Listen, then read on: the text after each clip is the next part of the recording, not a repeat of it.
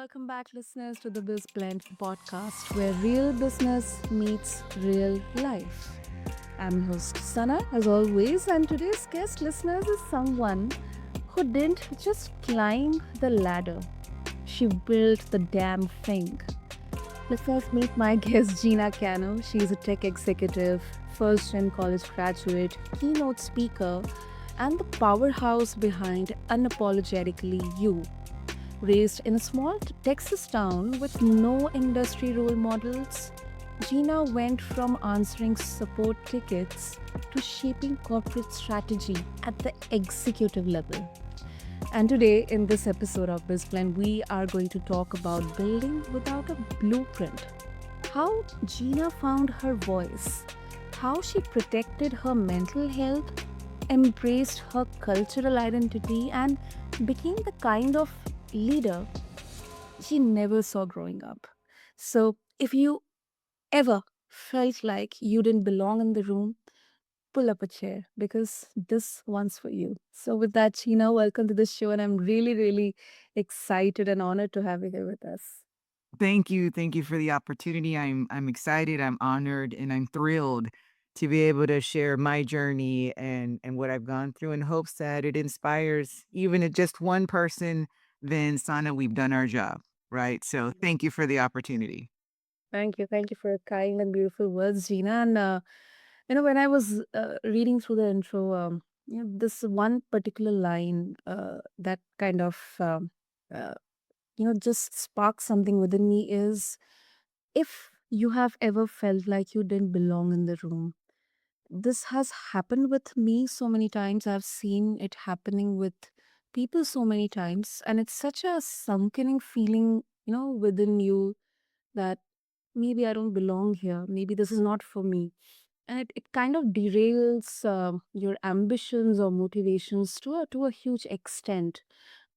However, we somehow just, pull up and you just go with the flow sometimes. And that's what I believe could be the foundation for building without a blueprint. If I'm not sure if I'm right, but I just want to know, Gina, you had no role models or mentors. So what exactly made you believe that you could lead in tech without them? That's a great question, and you're spot on. And I'm gonna give you a little bit of background on where the blueprint or where that comes from, right? So, coming from the small town of Beeville, Texas, population's like 13,000.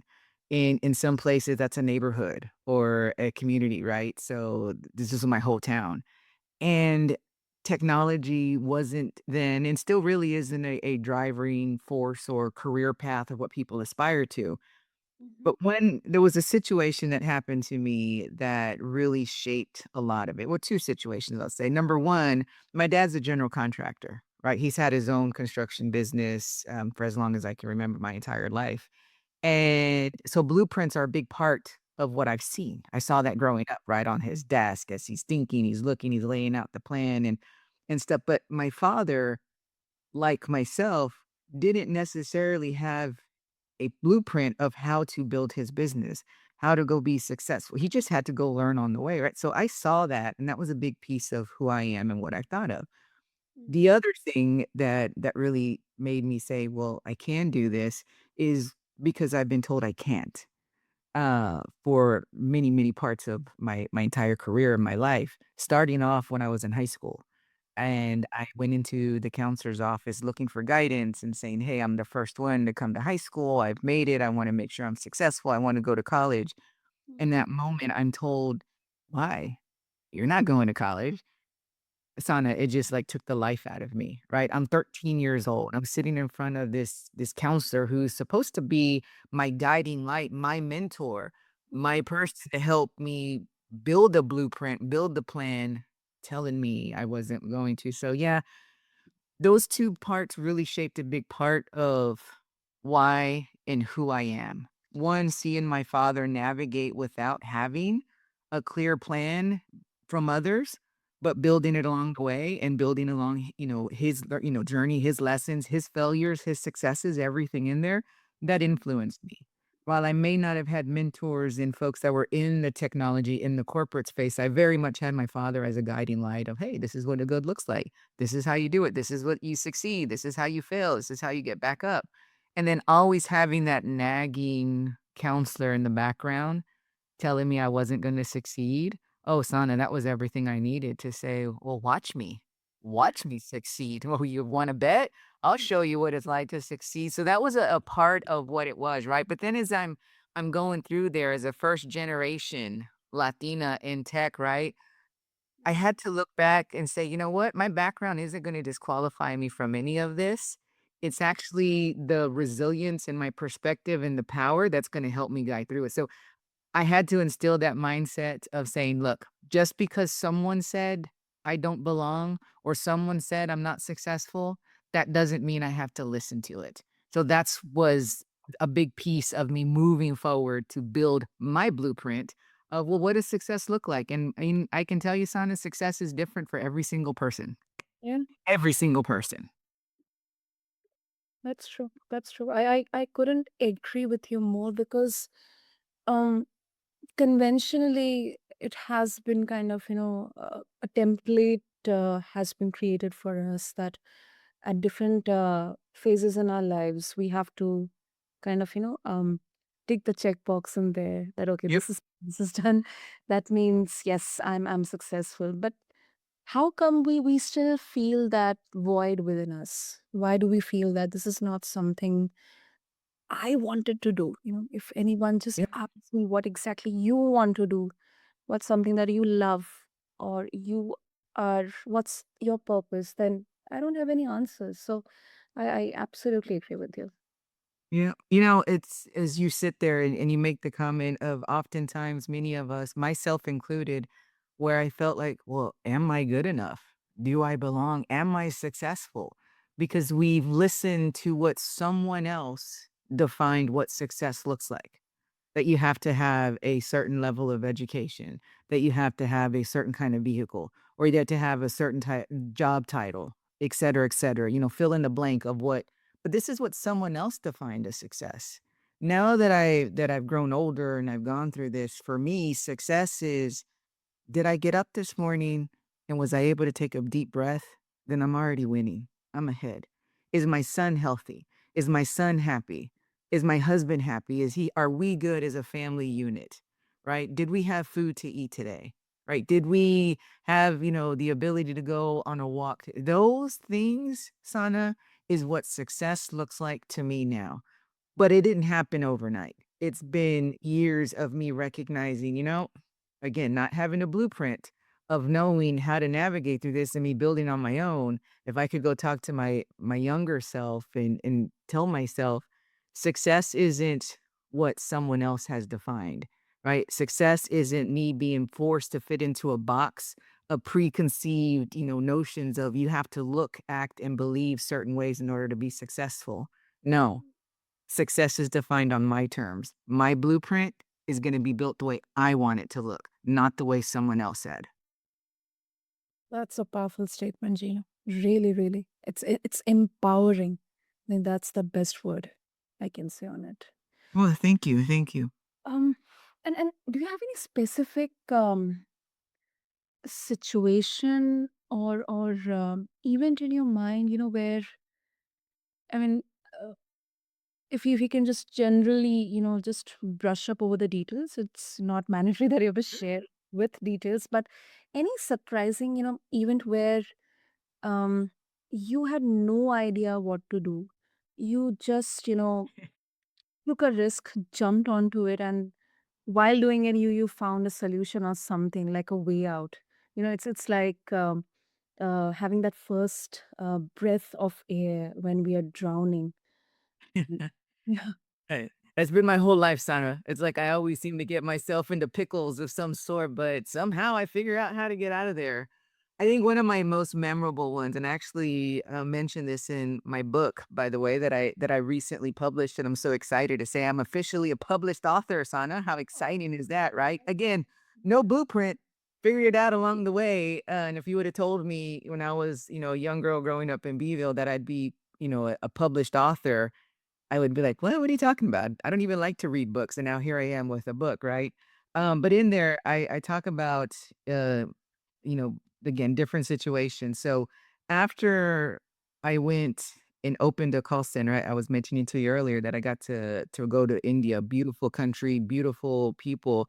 I opened a call center there and great. I had a wonderful experience. I spent, 8 weeks there and I learned so much. And so when I come back from this great life-changing, mind-blowing opportunity, right, of talk about knowledge that I gained, I come back and then shortly after I get laid off from the company I was with, the tech company. And I'm like, "Oh my goodness, I wasn't prepared for that." I'm young, I'm 20 something years old, I have no idea what to do, and so I just kind of start fumbling around, and so a friend of mine, he said, "Hey, Gina, you wanna open a cell phone store with me?" "Yeah, sure, what the heck, let's do it." I don't know the first thing about it, I have 0 clue about what it is to open a cell phone store. But I like to try new things. I'm willing to take a risk. And so I used all of my money that I had, and it wasn't a lot, by the way, because I'm 20 something. I have no idea what budgeting is, and was spending well beyond my means. So I Mhm. started getting myself in debt, Sana, a lot of debt. My unemployment money started to run out. Was living heavily on credit cards. I was I was drowning. I'm trying to open this cell phone store, which is cell phone stores now that I know, you're not gonna see like any business. It takes several years before you really start to get that return on the initial investment. The beginning, you're under. And so I'm drowning in debt from the cell phone store. I'm drowning in debt because I have no more unemployment money because I senselessly spent it. I used all of my savings that I did have to open this cell phone store. So I'm drowning. Son, I barely have money to eat. I don't know where my next meal is gonna come from. um, I would be smart sometimes and like, "Hey, if I go buy a dozen eggs and a loaf of bread, at least I know I'm gonna eat 12 times," right? Because you're trying to figure out, like, "What do you do this?" And my entire time as I'm learning this, son, is I never once told my parents or anyone how much I was drowning, how much I was hurting. I always presented this image that everything's fine. Everything's gonna be okay. But I'm slowly drowning, I'm suffocating, I'm desperate. And there was a point where through all of this, another mutual friend's like, "Hey, there's an opportunity, there's a job fair for this other company. If you're interested, you should go." And I'm like, "What the heck do I have to lose? I'm broke, I'm in debt, I have nothing here. Let me use the little bit of money I do have to put gas to go do this job fair." Fast forward a few months later, I'm on my wits end. I've done the interviews, but I haven't heard back. I'm at a point, son, I'm like, I'm gonna have to tell my parents. I'm gonna have to move back home because I just can't do it anymore. I'm in debt way over I'm just horribly in debt and I'm miserable. I'm depressed. I just think this is just this is not gonna get any better. This is it. I failed. This is what I'm telling myself. And then I get the call that I didn't think was gonna come. I got the job offer, and I was wow. So, I'm excited. So, this is the part that I really, wanna tell your listeners that even in my lowest point, I knew my value and I knew my worth. So, they give me the offer, I'm in debt, I have no money. You would think I would jump on it and be like, "Yes," whatever they said. My response was, "Oh, wow. I was actually expecting a little more than that." Um, Again, I'm in debt, I have no money, I have no business negotiating, one would think, but this is a reminder, you always know your worth and where it comes from. So, while I wasn't able to negotiate a higher salary, I was able to get myself a relocation bonus. So, I was able to get myself a $10,000 relocation bonus when there was nothing on the table initially. But that shows if I wouldn't have asked, if I wouldn't have taken the chance, even though I'm drowning, even though I thought, "This is it. I can't do it anymore." I still had the courage to advocate for myself, got the bonus, and that's when I realized the power of speaking up, son. That was my aha moment of when I was able to gasp for air and say, "I can do this. This is possible." Even when you think you're drowning, even when you think it's over, but if you just believe and you stand true to who you are and what your worth is, that opportunity will come, right? Even if I would have had to relocate and go back home, I would have figured it out, right? Because I don't know how to fail. It's not in my DNA. I might struggle, I might fumble, but I don't fail, right? Because there's no such thing as failure in my book. It's just lessons that I'm learning. And so that was a huge moment for me, Sana, where I was like, wow, I did it. I was I believe it took me a while to get out of debt though. I didn't instantly get out of the debt I had got myself into, but this was my first stepping stone to starting this incredible 2-decade journey of the IT role that I've been in now and the experiences that I had. So that was a big one for me. Wow. I mean, the most striking part is that, of course, there were your personal issues and your debt issues and everything. Uh, Along with that, coupled with that, tension, the dilemma within you about whether you should tell your parents or not. I think, and in such situations, traditionally anyone would think that, whatever comes in my way, I should take it because, you know, I Yeah. have nothing to lose. I've lost everything. So whatever is coming in front of me, I should take it. Or else, I won't have anything. But then also, you knew your worth. You knew your worth and you spoke up for yourself. So I think that's something that really needs a lot of courage. It does. You just channeled it in there, and here's kind of what I live by, and I think the lesson I would give to all of your listeners here is, what's the worst that's gonna happen, right? Seriously. I don't let's say I didn't get the job, okay? Well, then I would've moved back home, and I would've gone down that path, right? Or I would started from that point to wherever I'm at. So it's okay to ask. I mean, even if I would have asked for it and they would have not given me an increase in the salary or a relocation bonus, I at least asked the question. I at least advocated for myself. So again, what was the worst that was going to happen? They told me, no, this is the set salary. Fine. Right. I at least it's there. But without asking, you're going to miss those opportunities. I don't know the exact quote, but I know that it's something along the lines is the only opportunities you miss are the ones that you don't take, right? Something like that, which is true. So no matter where I go, and I live by that till this day, son, and no matter where I go, no matter what I'm doing, I'm gonna ask. My husband gets a kick out of it whenever we go to a restaurant. I'll always ask for a free dessert. 9 times out of 10, Sana, I get a free dessert because I asked, right? You just ask, or I'll ask for a discount. But I ask because you're going to get a no to the questions you don't ask. And so that example of me advocating for myself and asking for, a higher base salary or at least some sort of compensation to relocate, I did. So, again, if I wouldn't have asked the question, I was still, they still had me come in. I'm still there, but at least I had a little bit of breathing room to help me get through this incredible amount of debt that I was dealing with to be able to get there.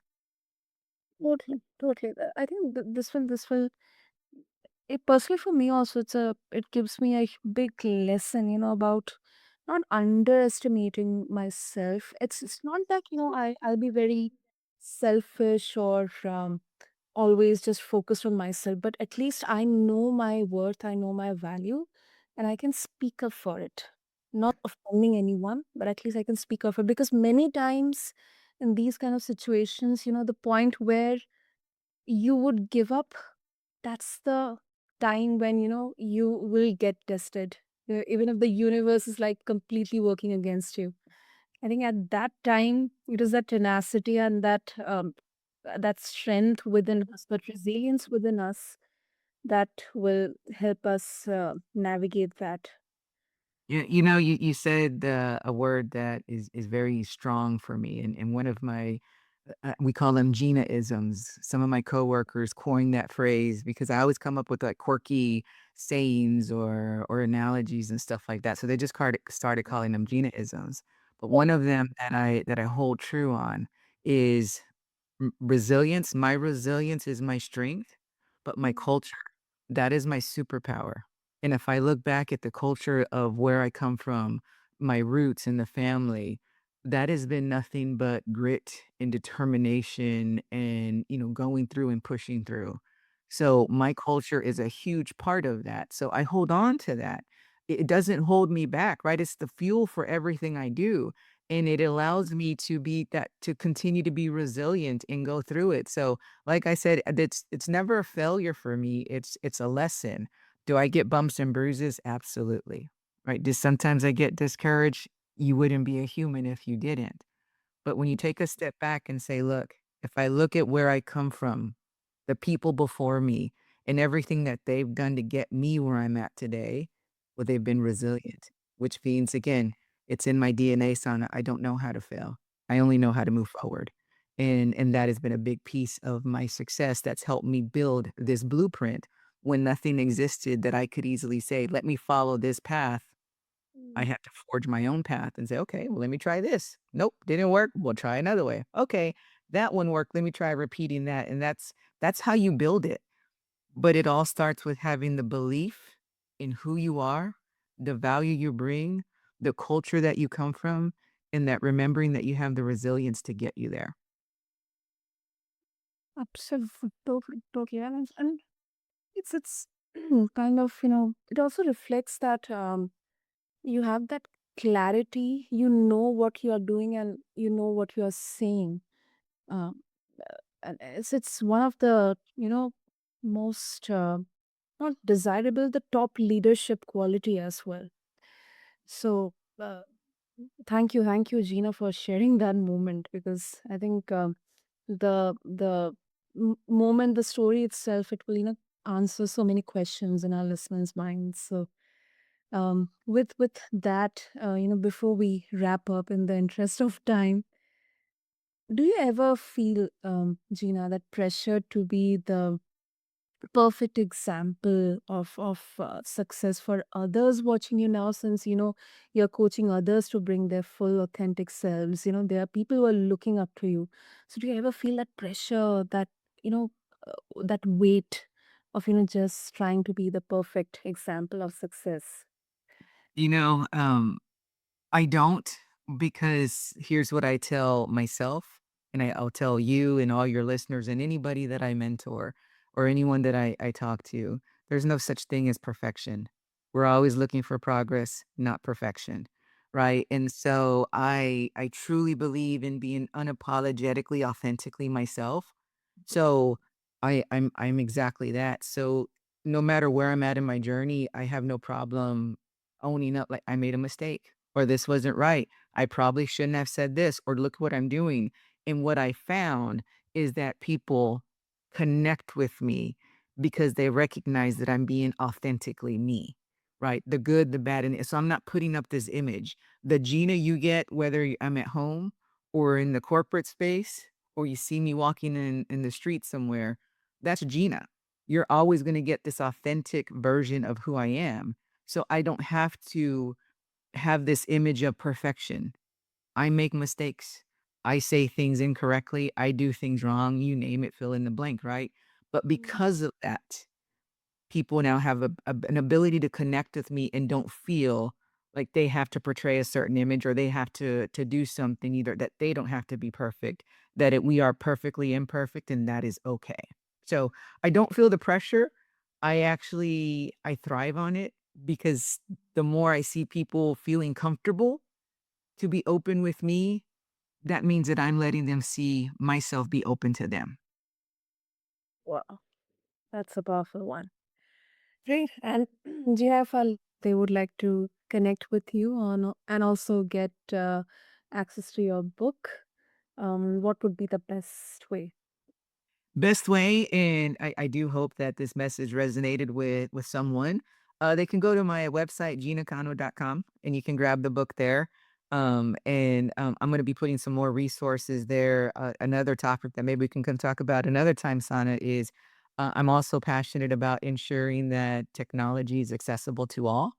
And so I'm working on building a series called Unapologetic Tech, where I will be breaking down AI into terms that everybody speaks and not just the techie speak, if you will. So, but go to ginacano.com, and there's a link there where you can grab the book. It's available on my publisher site. You can get it on Amazon, Barnes and Noble, and there's a few other locations where you can get it. So I would love to get reviews and feedback. And if anyone's interested in booking me for a keynote or additional conversations, you can also contact me there. Wonderful, Gina. I'll make sure to mention all the links in the show notes for our listeners. And thank you so much because what believe is that your journey, it reminds us that leadership, it isn't about fitting in. It's about standing up for our values, our health, and our roots. So Right. thank you so much. Thank you for the opportunity. And my message to everyone, let's just continue to rise together. Totally, absolutely. And to all the beautiful listeners out there, if today's episode shook something within you, whether it's the courage to pivot, the need to rest, the need to take care of your health, or the hunger to lead differently, don't let it end there.